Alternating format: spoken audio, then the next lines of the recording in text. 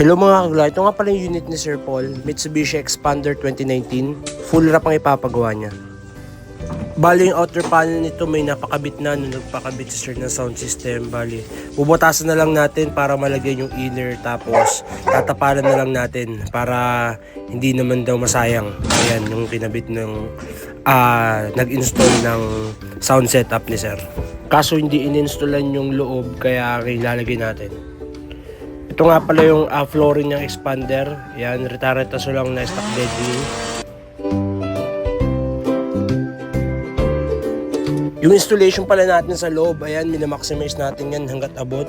Hindi natin tinitipid yan. Hindi lang masyadong halata sa picture kasi nga natatabunan. Pero sinasagad natin yan basta abot at may kakabit na maayos. Ganito yung magiging outcome yan. Ito yung tinapala na lang natin. No?